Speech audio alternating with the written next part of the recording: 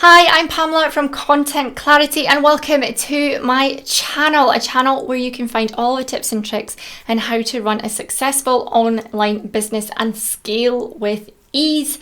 In today's video, I am specifically going to be talking about online challenges. These are proving more and more popular as the months roll by, and I have run a few challenges in my time. I have had over 1,000 people in my challenges so far, and more every time I'm doing it. And so I want to share my sort of expertise of what's worked, what hasn't worked, so that you can skip right to the good stuff when you run your challenge. So in this video, I'm going to be talking you through the 5 things that I really recommend that you do if you run an online challenge in your business. First things first, you're going to need some kind of community space. Now, you can run a challenge and just point people to Google Drive and kind of make it a bit of a faceless exercise, but I tend to find that if you're going to run a challenge, best to show up, especially if what you're trying to sell them at the end of the day is going to have you in it. If you are going to be the person that's going to take them through some kind of transformation, it's a missed opportunity to shine if you do not have some kind of community space. It's great to warm people up. It's great for sharing social proof. When people do sign up, other people see the fact that they've signed up, all of these kind of cool stuff. Now, I love Facebook groups. It has everything in there that you could need to run a successful online challenge, right? You can go live, you can have a community discussion area, you can even set module areas. So you can use that day 1 content, day 2 content, so that people can easily find, because in a group, right, when people start chatting, it can be difficult to find things. But you can actually set it so it's got day 1, day 2, and people can skip straight to just your content and not the discussion. So it makes it very, very easy to find the content. Again, you can set the settings so that nobody can start a new comment, that they can only comment on one that you've started. So again, that sort of keeps that sort of newsfeed quite condensed. So they've got loads of functionalities in there that just make a community space so easy to run, and it has everything inside of it.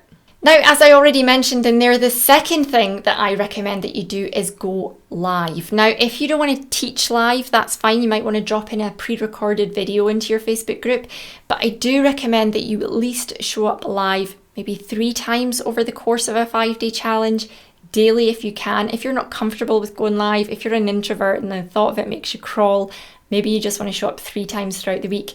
But do go live. It's an opportunity, again, for people to ask you questions. It's an opportunity for people to sort of get that idea of your expertise, how you teach things, how you overcome things. So many times I've heard in the Content Academy, the reason people joined in the first place was because they saw a video where I solved a problem for someone. And it wasn't even their problem, but they saw me solve a problem for someone else and they liked the approach. Sometimes that's the selling factor. So it's a great opportunity to shine, to really show off your expertise, to coach people through whether they buy from you or not. Believe it or not, people are impressed enough to buy just off the back of that alone, even if it isn't their question. So do make sure that you do go live in your challenge. Third thing that I always recommend that you do is have a series of email reminders going out. People's lives are super, super busy. And so it's easy to sign up for something like a challenge and then forget that you even signed up for it in the first place. So a nice sequence of reminders to go out, just map it out in a bit of paper first of how many emails you want to go out over the 5 days, what your average day is going to look like, so how many times you want emails to go out. So if you're dropping a pre-recorded video in the morning, for example, say you're going to want to send an email that says it's dropped. If you go live that evening, you're going to want to put in a reminder to say that you're about to go live, please join. You might even have a third email during the middle of the day where it says, how are you getting on with today's task? Do you have any questions? Pop them in the group, right? So you can have 3 emails a day going out. So make sure that you map it out so that you don't miss any of these opportunities to keep people engaged across the course of a challenge, whether it's 3 days, 5 days, 30 days, 90 days, however long your challenge is, make sure that you map out that sequence. And let's not forget, you're going to have a sales sequence as well at the end of it. So maybe that kicks in like 5-day challenge, maybe it kicks in like day 3. So again, make sure that you map out how that's going to work. But not just that, your Facebook group posts as well. If you're going to be posting in a group, how many posts are you going to have a day? So you're going to have your video dropping post, for example. You're going to have your, do you have any questions post maybe at midday, and you're going to have a live going out in the evening. So again, map out the things that you need to schedule in so that you've got it all covered before you even start, really. The 4th thing I recommend is having some kind of workbook, checklist, or schedule at least.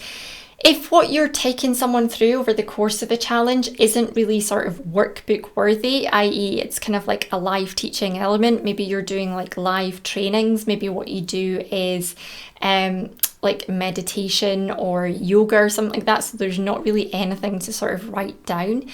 Give people sort of like a schedule that they can download that has the times of when the videos are going to drop, where they can find things, when you're going to go live at the very least. But again, give them a checklist of what they can expect to achieve over the 5 days. And again, a great opportunity to be able to tick off what they've done as well. But if you are live teaching something where people would really appreciate the space to write down some answers, make sure you create a workbook. You can easily and quickly create a workbook in Canva. So go and do that. Make sure that you have that available and make sure you send it off. I've run challenges where people have actually sent the workbook off to be professionally printed when they've filled it out and completed it and had it professionally bound. This is how you might be thinking that's a bit old-fashioned. This is how attached people are to being able to sort of compile everything themselves together as well. So do make sure that you give them that opportunity, because it's such a small bit of effort for such a great reward for the person that takes the challenge. Now, the last thing I always tell people to do is make sure you engage in the group. Now, it might sound like such an obvious thing. And again, this is another sort of like tip of the hat to using Facebook groups for your challenges, because again, it makes it so easy to do it in there. Make sure you engage with the people who sign up for the challenge. Again, if you have that sort of faceless space, maybe you're using Google Drive and things like that, you miss out on an opportunity to shine, right? Engaging with your group is what actually builds people's trust towards you, so that when you do pitch them your service, your offer, your product, they're already buying into you. They already love you and you've already helped them achieve something. So don't miss out on that opportunity to shine. Engage with your group. I've been in groups before in Facebook where people have posted questions and the person running the challenge hasn't even answered the question, right? They've left it there. I don't know, I guess for the other challengers to answer. Again, a missed opportunity, right? To be able to sort of solve that problem, right?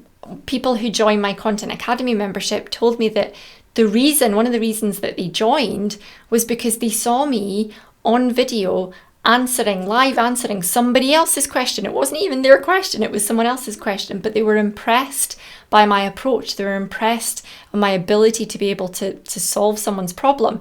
So again, great opportunity to shine. So please engage with people. And if you're worried about the time that it would take to answer all the questions, you're in complete control of that Facebook group. You can limit the amount of people to subscribe, right, to the challenge. If you only want 100 people in the group, you cap it at 100, right? Keep it manageable, especially in the first instance. So don't worry that, what if I get 5,000 people joining and I can't possibly answer everyone's questions. You're in complete control. Again, you can lock down the Facebook newsfeed in your group so that only you can post new posts. That means that if someone has a question, they can only put it in the comment of that day's video, so that it doesn't end up everywhere and then you can't find it, right? So people are going to ask you questions, they're going to ask you questions in one space, which makes it very easy for you to engage every day because it's in their comment section of your video post. So again, another tip to the hat to Facebook, because it allows you to do all these cool things and allows you to be able to easily run a 5-day challenge. So there you have it, the 5 things that I recommend you do if you are going to be running an online challenge. Have you already run an online challenge? Let me know in the comments what worked for you, what didn't work for you. Let's share it so that people can gain experience from your challenge as well. If you are going to be running a Facebook challenge, let us know. What topic have you decided on? What are you going to use or not use? Let me know. Make sure you subscribe to the channel for more videos like this, and if you have enjoyed this video, do make sure you give it a thumbs up, and I will be back again soon with another video. Thanks for watching. Bye.